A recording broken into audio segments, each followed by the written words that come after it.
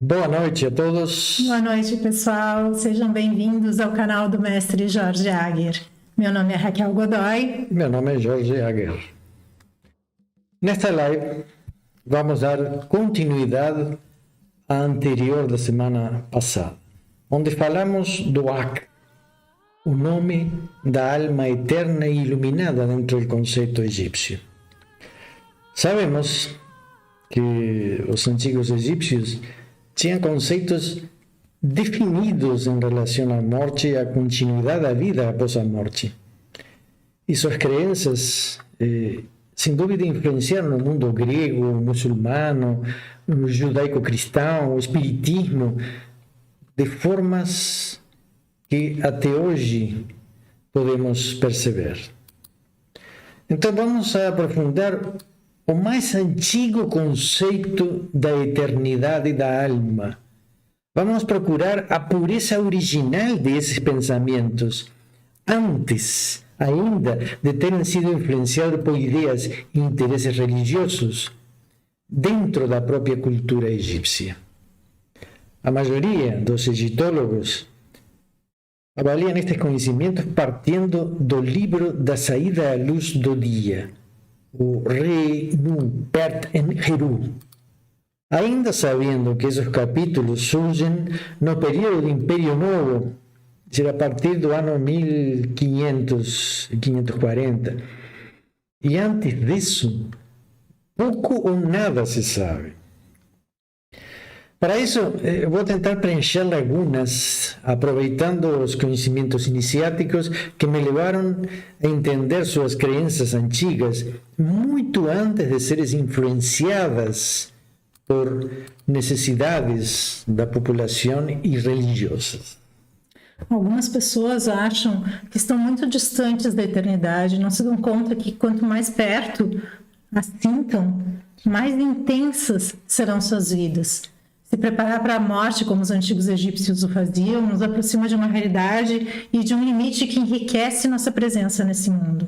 Aceitar a realidade da morte nos motiva e nos provoca a enfrentar nossos medos mais profundos. Acho que isso é mais importante. E é claro que foram esses temores sobre o limite que a morte nos impõe que provocaram a criação de paraísos e religiões que tentam apaciguar nossas maiores ansiedades e neuroses.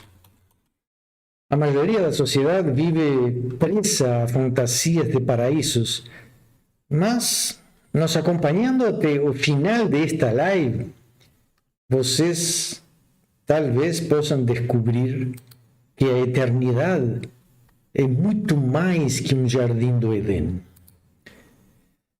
Assim, quando me iniciei como mestre de Cábala, o Rabbi Mendel Ben Samuel, entrei em um grupo de estudos místicos, onde o mais importante era desenvolver nossas capacidades espirituais.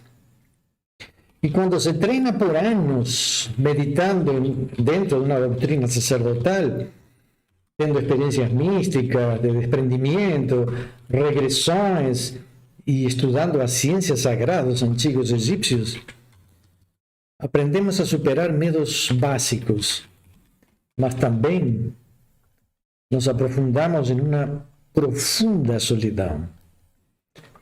Então é importante entender que o desenvolvimento espiritual do iniciado é uma experiência absolutamente individual, sem ideias religiosas. A maioria das religiões atuais amarra no sentir da alma e o desenvolvimento místico do discípulo. Então, quando se assume o desafio de ser um iniciado, sabemos que vamos atravessar um deserto sozinhos, sem um Deus claro, definido, sem paraísos e sem infernos. Por isso, nesse período que fui percebendo outras verdades sobre o paraíso e a eternidade. Então, tu achas que aprofundar o conceito de eternidade no Antigo Egito, antes disso, né, tu acha que a gente pode fazer uma breve descrição dos paraísos mais conhecidos? Acho que sim, vamos dar uma brevíssima passagem, digamos,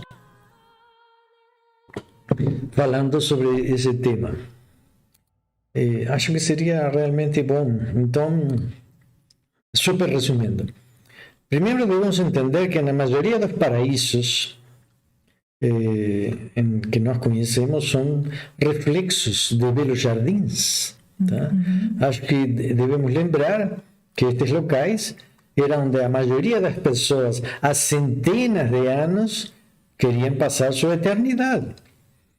Claro que a maioria da população desejava ficar, digamos, algum dia no mesmo lugar onde os poderosos viviam. Sim, ainda hoje são lugares maravilhosos, onde os reis, as rainhas, príncipes, princesas e nobres desfrutavam seus melhores momentos. É só pensar no Jardim de Versalhes, o Kew Garden, Buckingham Palace, o Palácio Imperial do Japão, entre outros. São locais divinos, paradisíacos. São.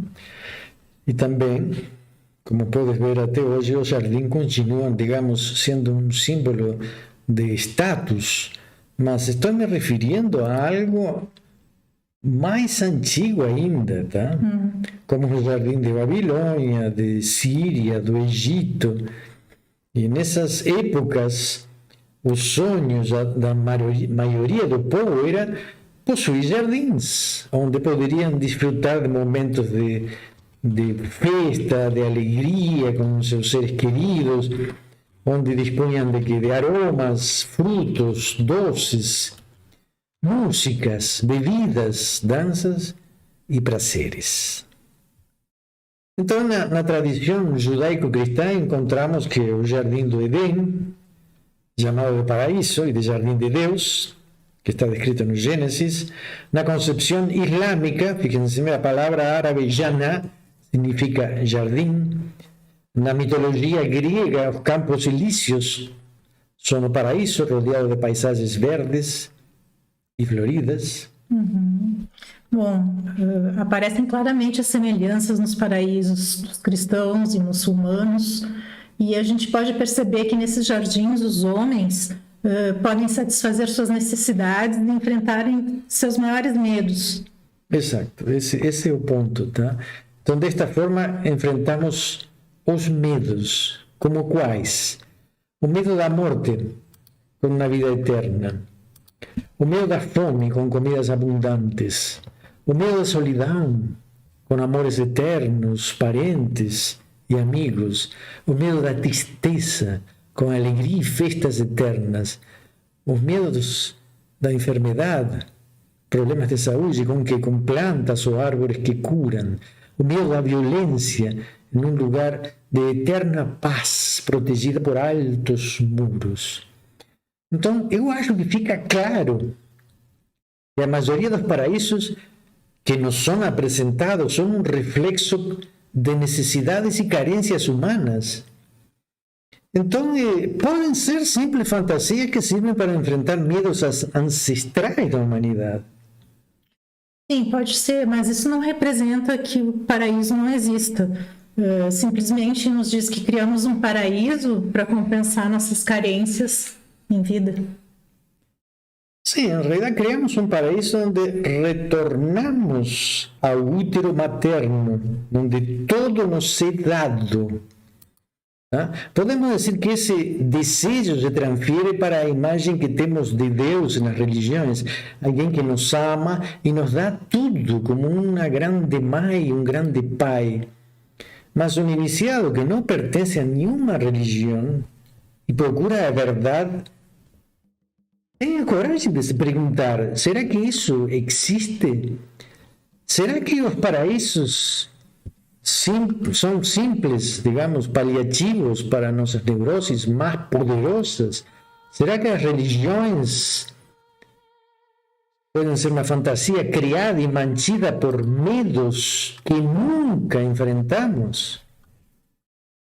Ou será que isso gerou interesses e por isso ninguém nunca nos educou para superar nossos medos? Então vivimos em uma escuridão que nunca foi realmente exorcizada. Acho que são perguntas que merecem respostas, né? E porque acho que todos nós estamos cansados de viver com medos e transformando fantasias em remédios. Acho que está na hora, temos que ter coragem de procurar a verdade e principalmente superar nossos medos no único lugar que podemos, que é dentro de nós. Para mim não importa se para superar os medos as pessoas têm que consultar analistas, mestres ou gurus. Temos que aprender a enfrentar nossos temores, aprender a enfrentar nossa escuridade e iluminar ela com a verdade. Sim, a verdade. Ma'at, a luz de Ra, como os antigos egípcios a chamavam, né? Ela nunca nos deixa às escuras. Então, acho que agora sim estamos prontos para viajar no tempo e entrar nas definições da eternidade no Antigo Egito, tentar analisar objetivamente os seus conceitos sobre eternidade e paraíso. Então, vamos fazer assim. Vamos tirar a roupagem das religiões e procurar a verdade que desafia cada discípulo, que desafia cada um de vocês. Em realidade, não tenho o desejo de dissolver crenças, mas também não quero que passem pela solidão que passei no início da minha iniciação, peregrinando em um deserto à procura de verdades que realmente alimentassem minha alma. Mas tenho que reconhecer que foi nesse período que enfrentei meus maiores medos, entendendo onde eles nasciam, respeitando eles e tentando superá-los. Nesse processo, com certeza, adquirimos que percebemos uma enorme realidade, digamos, que atravessamos a vida sempre com medo do futuro e carregando culpas do passado. Entendo que fica difícil para muitos avançar sem ter aonde se apoiar, digamos assim. Religiões, filosofias, ideias. Por isso tento estimular vocês e meus discípulos também, nos cursos que damos, a desenvolver uma alma dourada que possa iluminar o caminho e exorcizar seus medos e suas culpas. No nosso treinamento místico e em breve na nossa próxima viagem ao Egito, estimulamos os discípulos a desenvolver sua mística e recriar sua alma eterna, o Ak. Quem quiser participar desse processo, que conta com a orientação individual do Mestre Jorge, é só preencher o formulário que está na descrição do vídeo, que logo a gente entra em contato para agendar uma entrevista gratuita com o Mestre. Bom, no meu caso, como eu vinha falando, tive mestres que me ajudaram nesse processo. E por isso, em honra à sua importância na minha formação, vou contar uma pequena história para que vocês entendam melhor o que estou querendo dizer. Faz 45 anos atrás, eu era o chamesh de meu mestre, é decir, eu era seu secretário. E uma de minhas atividades era receber seus clientes que consultavam na época. Na época ele lia as mãos, tá? Então, eu recebia as pessoas, fazia uma impressão de sua mão em um papel e passava isso para ele com os dados básicos de quem ia consultar. Ali naquele escritório. Aí está o escritório. Esse era o escritório do meu mestre em sua época, né? Então, um dia, entrou um homem acompanhado de sua esposa, vestido com um capote preto, tá? E eram alemães. E ele se apresentou como Herr von Tarkatz, e a esposa sua, Fräulein Gerda. E me disse: eu sei que seu mestre pode me ajudar. Não durmo desde 1938, quase no fim da guerra. Meu Deus. Não era moleza.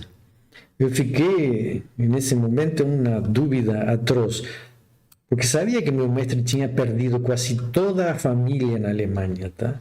seus tios e tias, todos seus primos, toda a sua herança, sua história tinham ficado embaixo dos escombros do nazismo. E eu estava para apresentar em um daqueles nazis que tinham participado das massacres que foram feitas. E ele, Tarkatz, em realidade, era um piloto da Luftwaffe. Então, eu fiquei confuso, mas, claro, sempre tem formas de tu saber o que vai acontecer. Tá? E, claro, quando ele entrou no escritório, eu fiquei detrás da porta, meio que escondido, aí tentando escutar. Espião. Curioso, espião, era tudo misturado. E pensando que poderia acontecer algo ruim também, porque imagina a situação, não? Dos dois. Complicado. Né? A situação dos dois era difícil. Mas a porta era fininha, assim, não era uma porta, era uma portinha de madeira simples. E os dois começaram a falar em alemão no início. E depois, então, eu digo, como que vou fazer? Não? Eu vou levar um cafezinho aí para entrar. Aí, depois que entrei e falei um pouquinho, eles falaram, saí e continuaram falando em castelhano. E aí que subiu o problema dele. Em realidade, ele tinha sido piloto e tinha a missão de patrulhar uma região com outros e atacar trens e carregamentos, suprimentos que vinham de França. Porém, outros casos atacaram o avião dele e começou a cair, tá? Enquanto isso estava caindo, o rosto dele se cobria com algo quente e viscoso, tá? E quando passou a mão, assim, viu que era o óleo do motor quente, tá? E aí ele entrou em pânico, mas conseguiu se salvar. Só que depois disso, todas as noites, quando tentava dormir, sonhava que estava em queda. E ele tocava o rosto assim, olhava as mãos e veia sangue. Tá? E se despertava chorando aos gritos. Parece uma psicose de guerra, né? Isso mesmo. Eu acho que é uma psicose de guerra dessas. Poderosas. Poderosas. Que é difícil tu ver num consultório hoje de psicologia, e mais na América do Sul. Né? Então, aí que surge a situação mais importante para mim, nesse momento. Quando os dois saíram, e isso foi um silêncio, em um momento os dois se abraçam fortemente, tá? E nesse instante, era como se o tempo tivesse parado, tá? Era como se duas raças, duas almas que sofreram intensamente, e nesse momento se perdoaram. Anjos e demônios tiveram um momento de paz. E nesse instante, que parecia eterno para mim. Eu acompanhei depois o caso e 3 meses depois ele estava totalmente curado. Não tinha mais sangue em suas mãos. Sem culpas. Livre das culpas. Sem ódios. Sem medos. Pouco tempo depois disso, ele faleceu. Né? E eu lembro que no hospital, eu escutei as últimas palavras dele em alemão. Frei wieder lieben zu können, was Ekstasen. Livre para poder amar novamente. Que êxtasis. Entendem? Uma alma precisa amar a vida para viver.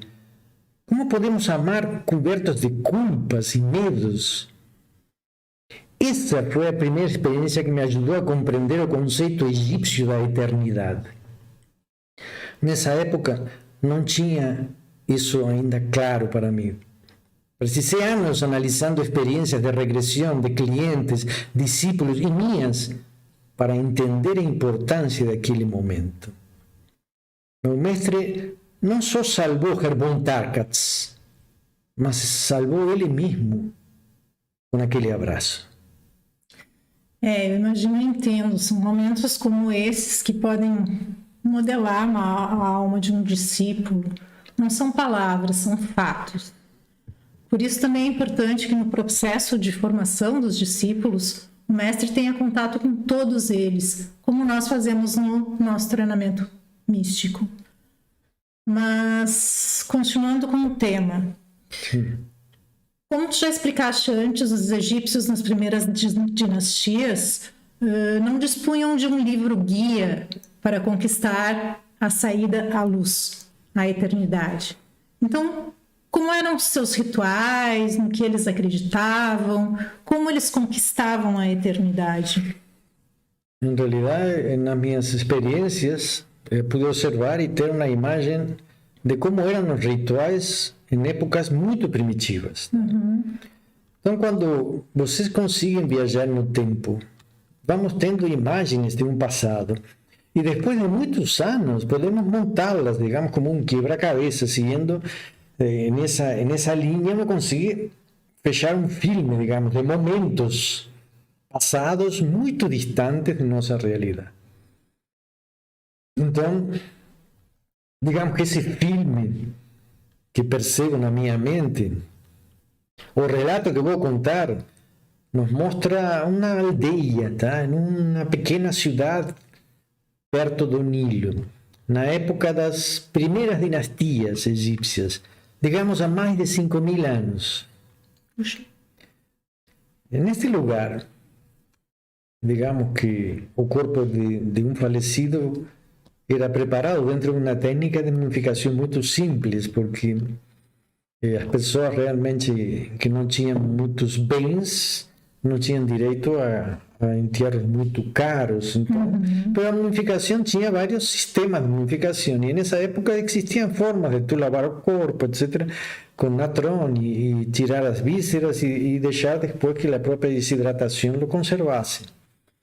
Então, essas são as imagens que eu estava juntando nessa percepção mística que foi sendo acumulada no correr de muitos anos. Temos que lembrar que depois de 40 dias de luto, e isso é muito importante, porque tinham 40 dias enquanto se preparava a mumificação para se despedir, tá? O corpo era colocado normalmente em um caixão, tá? Dentro de uma barca feita de juncos, e levado a um pátio, um pátio pequeno, tá? Em um pequeno templo, onde os parentes e conhecidos estavam presentes antes de atravessar o Nilo, tá? E era levado a este local na margem leste do rio. E ali, digamos que era, em princípio, onde sua alma seria julgada, tá?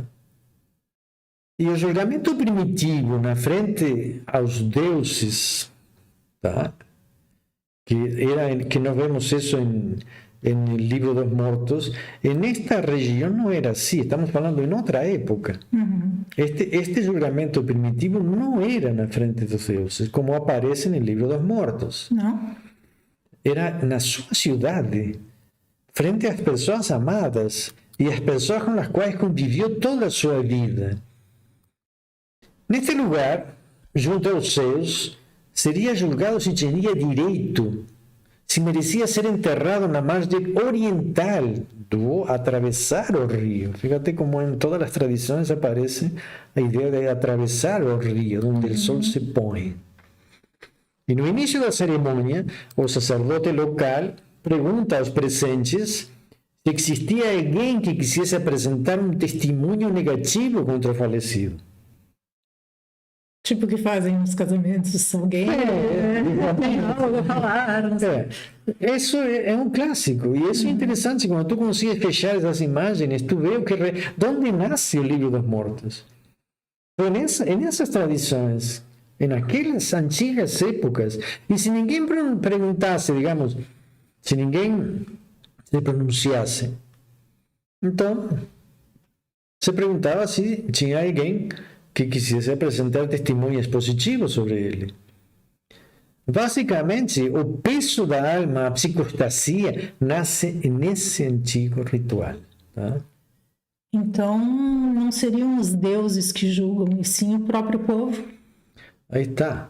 É exatamente isso. Da mesma forma como a sociedade julgava e punia os vivos, porque em uma pequena cidade, em um povoado, as pessoas eram julgadas e punidas pela própria estrutura cultural, eles mesmos, o próprio povoado. Não era um juiz, todos julgavam e puniam. Toda a sociedade. Toda a sociedade era responsável, não uma pessoa que julgava, não, todos eram responsáveis pelo que acontecia nesse lugar. Então, isso nós temos claramente nos inícios, nos grimórios da civilização egípcia. E o mesmo acontecia com os mortos. Toda a sociedade participava. No momento, então, que a sociedade questionava o falecido, as respostas positivas e negativas avaliavam seu coração. Então, o sacerdote que presidia o cortejo levava o símbolo de Maat, que representa a justiça e a verdade. Aí temos um exemplo nessa imagem que estamos colocando. Tem a pena na mão ali, né? A pena, que é o símbolo de Maat e a justiça. Então, é assim quando, digamos, alguém se dispõe a falar, tanto para bem ou para mal, ele recebe a pena. Então, eu vou falar. Então, o sacerdote entrega a pena, quer dizer que jura dizer a verdade, nada mais que a verdade, unicamente a verdade. É a mesma simbologia que tu encontras hoje em um processo legal, jurando dizer a verdade, pero já a pena representava esse fato. A pessoa tem que incorporar a verdade e a justiça nesse momento. Todos faziam parte desse processo.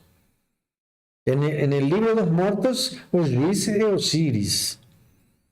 Tá? Então, aqui é toda a sociedade. Então, surgem testemunhas a favor de ser enterrado no local da eternidade, onde raça oculta e se transforma então em Osíris. E outros que lhe negam esse direito, porque sempre tem alguém que não gostou de uno. Ele me fez isto, me enganou, me cobrou e não me entregou. Aquela história. Todo aí aparecia dessa pessoa. E desta forma, cada testemunho era avaliado numa balança, tá? E para isso eram colocados pesos em ambos os pratos. Na imagem também, né? Isso. Ali o Anubis. A balança está associada justamente à justiça. E naquela época, hoje que faz pouco tempo atrás que se usava aquelas bolas pretas e brancas, não? Sim. Então é mais ou menos a mesma coisa. Deveria ter pesos associados a cada testemunho.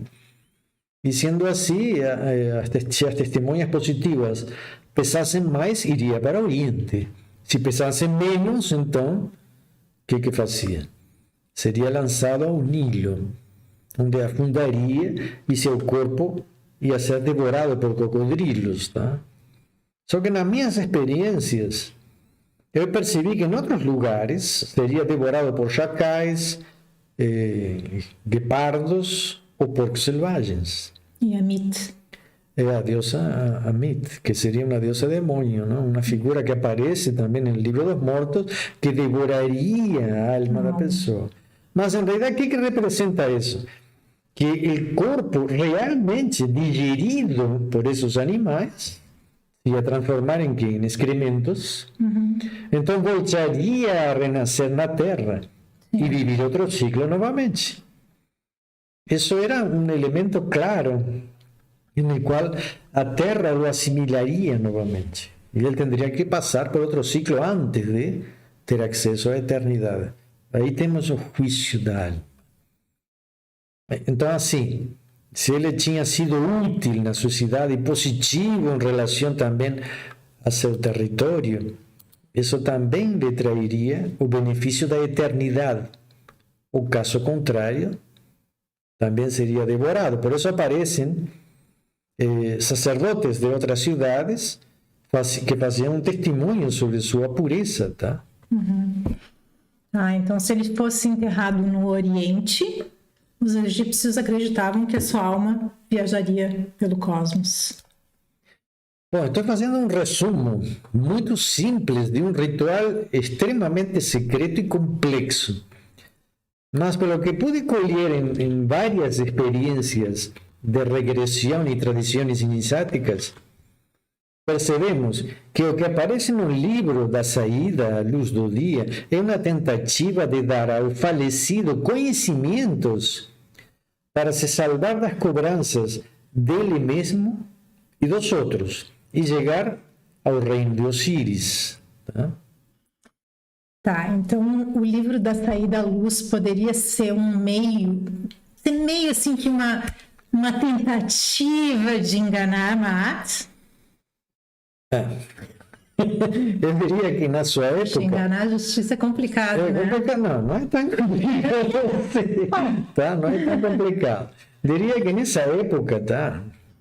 Por diversos motivos, se perderam as antigas tradições. E alguém, no decorrer do tempo, pensou em vender uma saída para a luz, para a eternidade. Um lugar no paraíso. Sim. Não podemos negar que isso já acontecia. Sim. Tá? E talvez aconteça até hoje. Porque quantas pessoas pertencem a grupos religiosos porque têm uma expectativa de um benefício. E se tu dá esse benefício, como tu sabes se a pessoa que te sigue está porque te quer ou porque precisa do benefício? Tá? Então, diria que por diversos motivos se perderam as antigas tradições. Tá? E ficou claro para mim, então, que para ter direito à eternidade, os egípcios passavam por 2 juízos de valor. Um seria o da alma, o do coração, ou da consciência, digamos assim. Então, estamos falando de uma absolução interna do ser. E o outro, el que aparece no livro da Saída da Luz do Dia, associado a 42 deuses, eu entendo que esses deuses representavam os 42 nomos, ou regiões nas quais estava dividido o Egito, tá? Aqui seriam estados, lá tinham 42 estados, digamos assim. Tá, então a gente pode dizer que a contribuição ao meio externo poderia ser tão importante quanto a questão interna das pessoas? Podemos dizer que o externo representa sua contribuição com a sociedade, com o país, com a natureza. Assim, estes 2 valores, o individual e o coletivo, equilibram a balança da justiça. Podemos dizer que estamos aqui por um propósito que tem 2 direções. Um trata sobre nossa sinceridade, com nosso sentir, e a outra trata de como lidamos com o mundo que nos rodeia. Tá? Tá. O que nos rodeia podem ser outros seres, natureza, os animais, as pessoas, as comunidades. E o sentir se trata sobre a fidelidade que nós temos com a nossa consciência. Ela vai direcionar o caminho certo na nossa estrada? Acho que sim. Então vamos detalhar alguns pontos que eu considero fundamentais dentro da antiga cultura egípcia, que são extremamente importantes para a alma ser eternizada. E isto é parte do que considero minha verdade. Primeiro, liberar a alma de medos e culpas. Isso é extremamente importante para perceber o que realmente nós sentimos, tá? E só assim vamos poder, digamos, tomar decisões justas que vão ser aceitas por nossa consciência. Tá? O medo congela, o medo reprime. Com certeza. Tá? Então, paralisa as pessoas. Tu vê uma coisa, quando alguém está amando alguém assim, perdidamente, o primeiro que surge é o medo de perder. E isso bloqueia, às vezes, a pessoa, não, e se eu perdo, eu vou sofrer novamente, e eu vou isto, e vou aquilo. Então, o medo paralisa, congela. Sim, tu acaba nem curtindo as coisas que seriam positivas porque tem medo. E tu não consegues liberar toda a emoção que tu tens, porque o medo aparece como um muro. Não posso amar porque vou sofrer. Então, esse é um processo que nunca foi reeducado na sociedade e que foi explorado, até hoje sigue sendo explorado. Deixa o medo, vamos dominar as pessoas através do medo. E é uma forma de dividi-lo. Então, quando a alma está livre, nos sentimos livres, assim como uma pena. Essa pena, sim, sem peso. Um coração iluminado, um coração ardente como aparece dentro do cristianismo, Cristo com um coração em chamas, livre, realmente livre para poder amar, como diz Hermann Tarkatz, frei Widerleben Schutzkonnen. A Cláudia pergunta se ser um eremita, então, não vale nada em uma encarnação.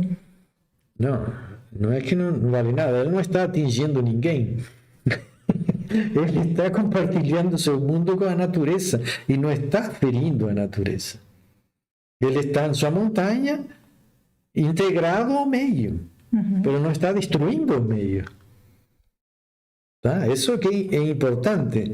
Temos que ver no processo de toda a sua existência. Ele estando ele ermitado na montanha, ele está, digamos, trabalhando em cima de seu mundo interior e compartilhando sua existência com a natureza. Tá? Então, temos uma responsabilidade com o mundo interior e com o meio externo.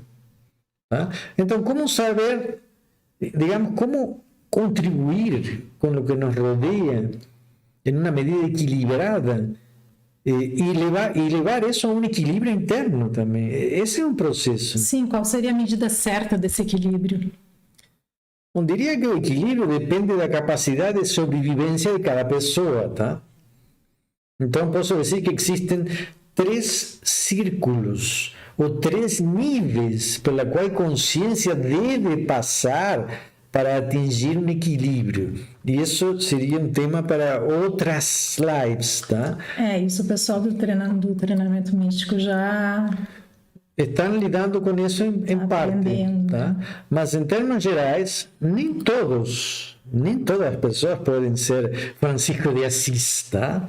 Então, cada um deve achar seu máximo de doação sem destruir sua realidade. Certo. Então, para ti, depois de libertar a alma, ela pode encontrar o caminho dela sozinha em direção a uma eternidade? Bom, aí que está. Uma coisa em comum que temos nos sarcófagos, em todos os sarcófagos, dentro do sarcófago. Tá? Quando se fecha o sarcófago, tu vai ver na parte de cima do sarcófago a mesma coisa. Também a mesma coisa que tu vê nos túmulos, que é a representação das estrelas, de um cosmos, não? De um céu. Tá? Quero esclarecer que não estou falando de um terceiro céu, como falam algumas religiões. Estou falando da criação de Deus. Estou falando do grande ovo cósmico, como falavam os egípcios. E então eu vou fazer uma pergunta. Vocês pensam, então, qual seria o maior sonho da humanidade hoje? Seria um paraíso, assim, um jardim? Acho que o maior sonho é conquistar as estrelas, viajar pelo espaço. Bom, eu acho que isso está sendo muito explorado nos filmes. Assim. Nos filmes, né?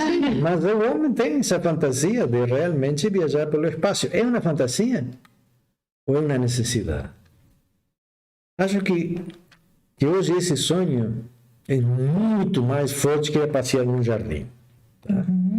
E isso que nós temos um jardim para passear, tá? Sim. Mas aqueles que gostam de um paraíso dentro de conceitos religiosos, que tenham comidas, frutos e todo tipo de desejos, devemos lembrar que em um plano espiritual não temos instinto, nem cargas emocionais, nem um cérebro, sino matéria gris. Nossas necessidades são absolutamente diferentes das que um ser humano pode ter. Não temos fome de nada. Estamos em outro estado de existência. Qualquer místico, qualquer de vocês que tenha sido experimentado, digamos assim, um leve desprendimento, sabe que quando a alma se liberta, ela quer voar. Ela quer voltar ao cosmos. Com certeza. E nessa viagem não temos saudade de nada desta terra. É como um pássaro que a gente solta de uma gaiola, né? Só quer sair voando. Sim, por isso que os egípcios faziam um luto de 40 dias, porque sabiam que a alma, depois que fosse embora, tchau. Tá? Não ia ficar num paraíso aqui no céu, em cima das nuvens, esperando por mamãe e papai, ou esperando por seu amado. Eu queria, vocês ficariam toda a eternidade com papai e mamãe? Pensa bem nisso. Assim, tu acha isso normal? Os passarinhos crescem e saem voando do ninho. Essa ideia de ficar com papai e mamãe é uma ideia extremamente dependente. Será que papai e mamãe aguentam os filhinhos por a eternidade? Não acha muito infantil demais esse paraíso que se nos embute, que se nos vende? Então vamos dizer então que o que nos diz a tradição iniciática sobre o Ak, a alma iluminada, tá? Em realidade é a formação de um novo corpo. A alma iluminada é um novo corpo feito de energia vital, essa energia que permite a existência da vida, e um espírito que se conecta, que se une a essa energia vital. E isso produz um corpo iluminado, uma identidade própria, com a identidade de vocês. A própria energia de seu corpo, mas o espírito, que seria a sua identidade, se unem e formam um corpo astral, que vai viver no universo. Claro que ainda que não tenhamos um cérebro, nem instintos, temos consciência, temos identidade, e ela nos guia em direção ao verdadeiro lar, ao lugar onde todos nós viemos. Os iniciados diziam que como as almas iluminadas em sua existência, elas podem viver, fíjense o que vou dizer agora, na antiga iniciação egípcia, e até hoje se fala dentro da iniciação que uma alma iluminada pode viver 70.000 anos, tá? O tempo suficiente para dar uma volta e talvez até retornar a ver seu túmulo, se estivesse dentro de uma pirâmide, não? Que foram feitas para durar esse tempo. Bom, e depois nosso corpo iria a passar por outras transformações mais sutis. Essa energia e essa identidade aos poucos iria se desintegrando, iríamos entrando em transformações até que pudéssemos nos aproximar do Criador, em outro grau, em outra frequência. Então, minha pergunta para vocês: vocês preferem ficar no jardim, satisfazendo necessidades e fantasias, ou seriam capazes de se arriscar, se integrando ao todo, onde não existe solidão? No cosmos, estamos morando na verdadeira criação de Deus. Esse é o jardim de Deus. E acho que, assim, breve e superficialmente, dê uma visão pessoal do lar e da eternidade que nos espera. Sejamos crentes ou não, de igual maneira, diria que vamos se preparar para isso, que é muito mais real que qualquer fantasia. Nós temos algumas perguntas aqui. Sim. Vamos lá do início. O L. Arkin, ele diz que ainda não entendeu o termo campo de junco, se é parecido com o paraíso cristão. Mas o campo de juncos, em realidade, é uma ideia, é bom essa pergunta, porque em realidade, quando se chega ao paraíso de Osíris, em teoria, se é recebido num campo de juncos, tá? Que é mal traduzido, não? Esse é o problema da egiptologia, uns falam de campo de juncos, outros de jardim de Osíris. Pero um campo de juncos, ¿por quê? Porque no delta del Nilo temos papiros. Então se interpreta que os papiros representam Osíris, o renascimento, a luz, porque tem uma parte de cima que parece uma bola de luz, uma bola assim, que vai em direção ao céu.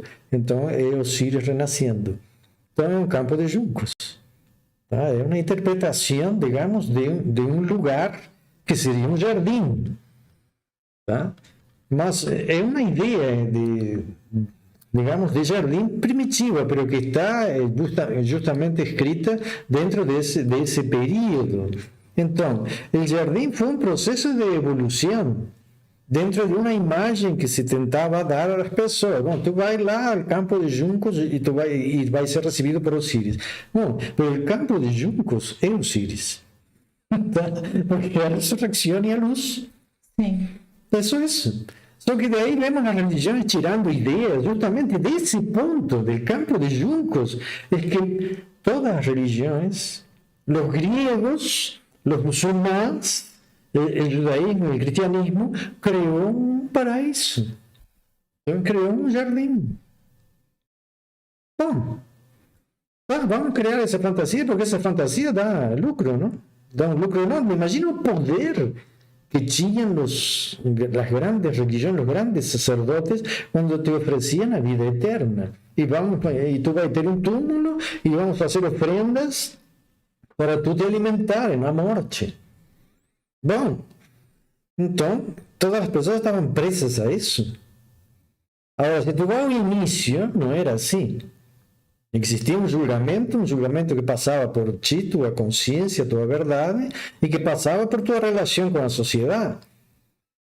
Agora, isso, na medida que o tempo foi passando, se transformou num negócio. Se vão a ver o livro dos mortos, ou o livro da saída da luz, é tudo como tu manipular o mundo espiritual para tu chegar perto de Osiris. Lo que tengo que falar, lo que tengo que decir, lo que no puedo decir, corazón mío, corazón no va a decir nada mal de mí. Olha, todo lo que eles hacían, era todo un conjunto de magias para que él mismo no tropezase, que el corazón de él diciese lo que él quiere que diga. Entonces, ¿qué que tú ves? Fue todo gerado. Con eso no estoy diciendo que no existan cosas importantes en el libro da saída da luz do dia, que não tenha coisas absolutamente iniciáticas, místicas e mágicas. Estou dizendo que, em geral, ele foi usado. Assim como, em geral, as religiões utilizam uma série de métodos de tu comentar teus pecados, liberar teus pecados, liberar-te das culpas, mas eu te libero. Eu creo a ideia do que é pecado e eu te liberto do pecado. Então, essa é a condição. Eu digo o que é certo e o que é errado, o bem e o mal, e depois eu vejo se te autorizo a entrar lá ou não. E o que aconteceu com isso? A igreja ficou rica com isso, vendendo um paraíso. Isso é o que é complicado. Se um indivíduo quer crescer espiritualmente, ele tem que encontrar seu caminho, não pode ficar preso ao que os outros nos dizem do certo e do errado. E os medos que são colocados, tem um demônio que vai te devorar, tu vai para o inferno se tu fazes o que eu não quero. Bom, então a iniciação não passa por isso, não existe iniciação e conceitos de bem e mal, já falamos disso. Tá.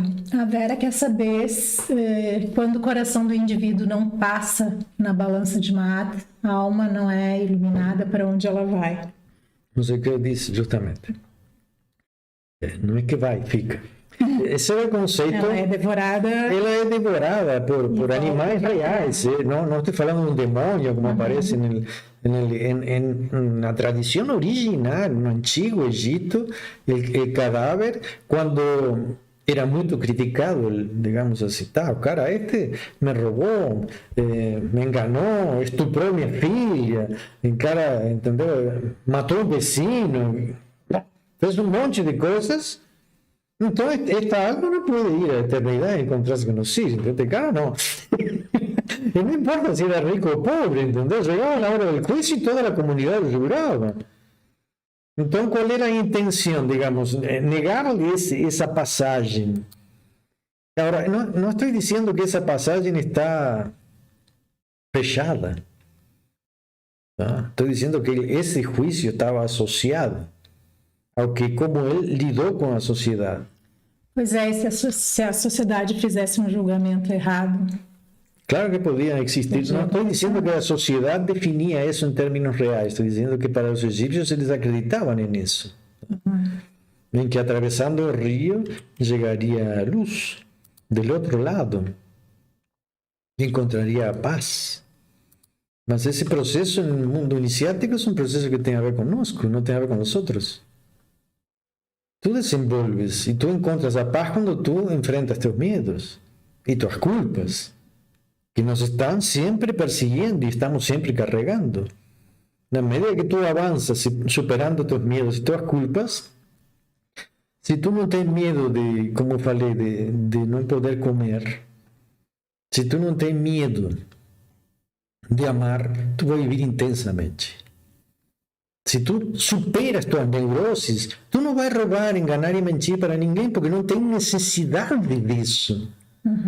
Então, na medida que a pessoa tem medos, ela comete erros em seu processo evolutivo.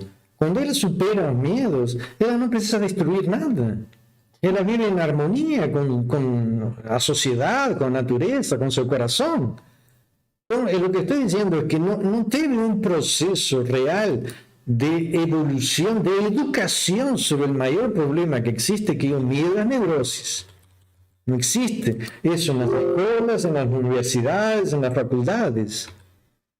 E como se tem interesse em que isso se mantenha, então as pessoas continuam com conflitos psicológicos profundos, medos da esquerda, medos da direita, medos de que nos roubem constantemente. Não temos que ter polícia e temos que ter isto, e medo de enfermar, e medo de aquilo. As pessoas não são educadas para ter uma medicina preventiva. Não podem ser educados para eles se autodefender. A sociedade vive amarrando e desintegrando o processo de identidade e de desenvolvimento e independência do indivíduo. Que justamente é o que a iniciação faz. A iniciação produz um indivíduo independente e sadio. A iniciação é um processo psicoterapêutico de levar o indivíduo a uma superação de seu Édipo, de suas carências edípicas. Vivimos em uma sociedade dependiente de papai, de mamãe, depois de um presidente, dependente de Deus, dependente de tudo. Então, todos nós somos frágeis nesta sociedade e estamos todo o tempo sofrendo por um problema de educação. E isso vem, inclusive, no próprio Egito. Apesar de que o Egito junto formou iniciados. Isso é o que é importante entender. A iniciação é um porcentagem mínimo da sociedade. Existe em todo o mundo pessoas que estudam a iniciação através de si mesmos e não dependendo de um mestre ou de um Deus ou de que vou com isso conquistar um paraíso. Nós não temos paraísos. Nós temos o universo. Tem mais algumas perguntinhas aqui. O Eliar, quem pergunta se as doenças do K na mumificação alteram o ritual. Se as doenças do K. Tá, eu entendo o que. Vou tentar, eu acho que estou entendendo. Já é uma pergunta mais espírita essa, tá? Digamos assim, tem doenças do K? Tem. Claro que nós vivimos em um processo de sofrimento e nossa energia pode ter doenças, chamemos assim. Então, vamos tentar explicar isso de uma forma mais simples. Nós morremos. Mas nesse processo da morte, temos 40 dias nos quais estamos observando os rituais da mumificação.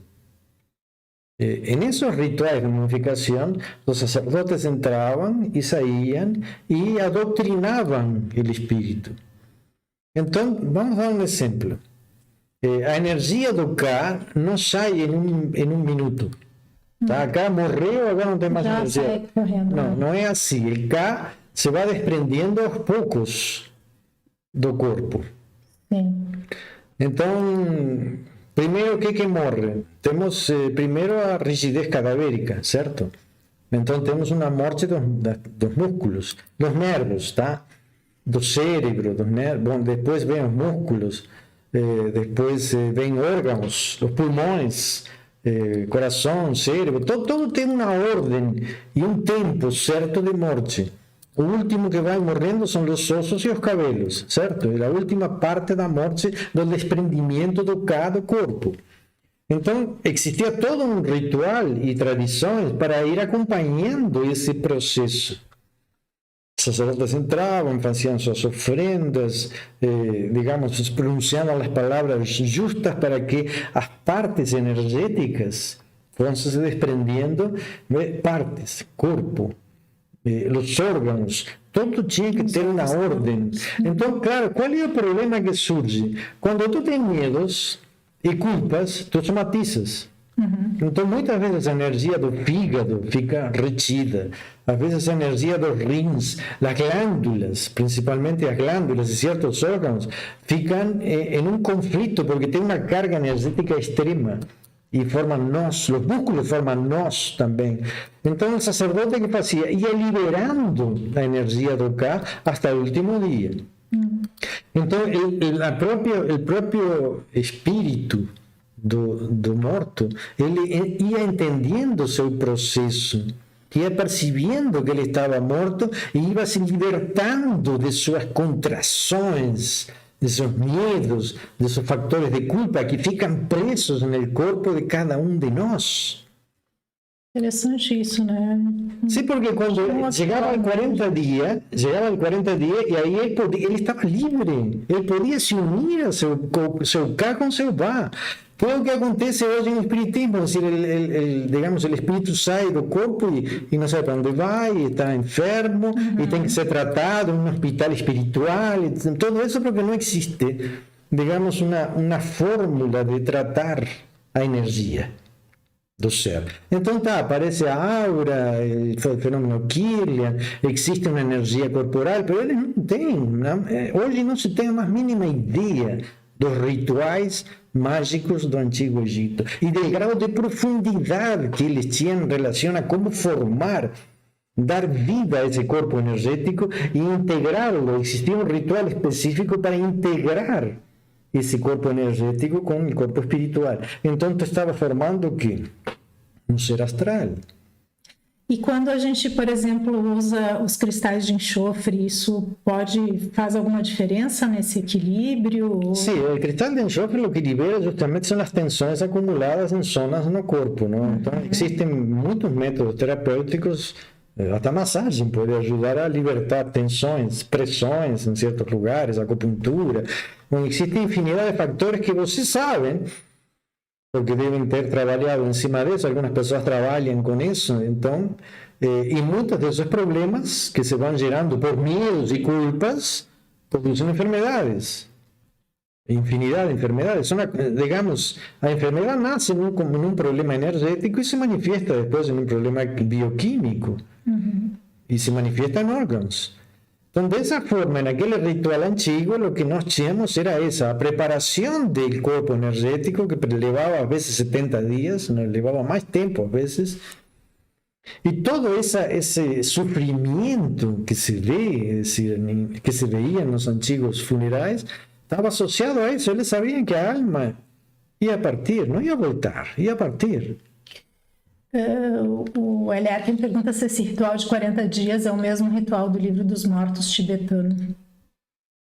Bom, eu não me lembro, eu li o Bardo Todol, lembro faz uns 50 anos atrás. Porque, claro, queria ler todos os livros dos mortos, ¿no? Pero realmente não estou a la par del Bardo Todol agora. Tá. O Rafael pergunta se o conceito cabalístico de Shol e Gehenna foi herdado do Egito, e se sim, por que é tão diferente da tradição egípcia? Sheol e Gehenna. Não sei. Eu também não sei o que quer dizer aí. Talvez seja escrito de outra maneira, ou se tu me esclareces um pouco isso, Rafael, talvez até eu possa entender. Um pouquinho só, dá um esclarecimento. Também eu não sei tudo, tá? Certo. Bom, enquanto o Rafael vai escrever alguma coisa aí, eu volto a convidar todo mundo a participar do nosso treinamento místico e a se preparar para a nossa viagem para o Egito, que sendo costurado aos pouquinhos. Está difícil. Todo lo que se negocia, todo es complicado. Vamos allá. Porque el asunto es hacer una viagem diferenciada, não tem nada a ver com turismo, nem os locais, todo lo que nós vamos fazer vai ser feito de forma diferente, os guias têm que estar de acordo com o que nós vamos fazer, porque não podem estar empurrando, não? E tem que respeitar, digamos assim, nossas meditações, o que nós queremos sentir, e tudo isso é difícil de negociar, tá? Mas nós chegamos lá. Então, temos alguma resposta aí? Ou pergunta? Não, eu estava dando uma olhada aqui.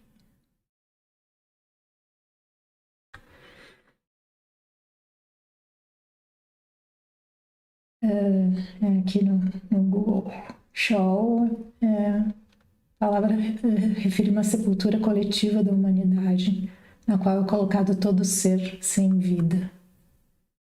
Bom, não sei, nunca escutei falar disso dentro do conceito da Cábala. De repente, pelo menos dentro de todo o que eu estudei 18 anos Cábala, né? Certo. Bom, mas então acho que por hoje ficamos por aqui. Mas antes temos uma pequena homenagem a alguém que hoje está atravessando o rio. Uma amiga nossa, querida, que ficamos sabendo hoje que Partiu. Então, nós vamos deixar aqui uma homenagem para ela. Não sei se tu quer, ele falou aqui, o Rafael, Seol, Sheol ou Sheol em hebraico, é retratado originalmente como a região dos mortos ou o mundo dos mortos. Sim, o Sheol tá, isso sim. Mas... Tá, se isso foi herdado do Egito ou não. Eu diria assim, existe um mundo dos mortos, existem vários mundos dos mortos. Nas experiências que eu fiz, trazendo espíritos, incorporando pessoas, quando tu perguntas, aonde tu estás? No paraíso. E isso estou falando de espíritos judaicos. E como é teu paraíso? Bom, algumas pessoas dentro do mundo hebraico veem um paraíso iluminado e outras veem um paraíso escuro. O mesmo Sheol, digamos assim. Tá? Então, é muito difícil avaliar o que um espírito nos diz. Por quê? Porque um espírito pode não ser um ser de luz esclarecido. Um espírito pode estar separado de seu corpo energético. Então, o que ele fica? Ele fica com os medos que ele tinha quando estava dentro de um cérebro, ele fica com cargas emocionais, reflexo de lo que ele tinha quando, digamos, tinha emoções. Sim. Então, muitas vezes os espíritos ficam perto das pessoas que amaram e dos locais que amaram. Por quê? Porque é onde se identificam. Eles não têm uma luz e uma energia interna que los guie em direção ao foco de luz. A luz de Maat, a luz de sua consciência, porque foram separados, não foram integrados. Então temos espíritos que nos rodeiam, sim, mas são cargas emocionais, não têm uma plena consciência de sua existência. E muitas vezes quando um los chama, eles estão em período de transição, porque estão passando de um estágio para outro. Tá? Só que isso é algo extremamente complexo e todo o que eu estudei a respeito é fruto de minhas experiências. Muitas coisas têm a ver com o que o espiritismo diz, mas às vezes de forma diferente. Então eu não tenho como falar mais sobre isso, porque entraríamos em atrito com ideias que as pessoas têm, ideias. E eu poderia falar disso com pessoas que tenham experiência disso, não com ideias ou coisas intelectuais escritas em livros. Porque o que está escrito em livro é a ideia de alguém, mas vamos ver onde fundamentou essa ideia. Então, como existem doutrinas, existem ideias que são colocadas para chamar seguidores e formar religiões, na experiência que eu tenho sobre as regressões e sobre a incorporação de espíritos, é totalmente diferente, a maioria do que muitas pessoas dizem. Porque dizem o que está escrito em livros. Sim. Não a experiência que eles têm. Então, não vou entrar em atrito com conceitos intelectuais. Isso para mim é importante, porque vamos chocar em algo que não nos vamos entender nunca. Bom, Sim. então, vamos Então, por deixar hoje, o nosso... é um tema difícil, é um tema sofrido, mas se tem alguma outra dúvida, eu acho que eu tentei hoje resumir um conceito que eu considero extremamente importante para aqueles que estão no caminho de seu crescimento espiritual, de se encontrar e desenvolver seu mundo astral, sua capacidade de se libertar e encontrar sua própria verdade. Não é através de mim, é através de vocês. Lembrem disso. A luz está dentro de vocês. E toda a nossa luz para nossa amiga aí. Então, Elsa, que possas encontrar teu caminho e tua paz e que nos voltemos a encontrar talvez mais adiante, se Deus quiser. Tchau, pessoal. Boa noite, boa semana para vocês.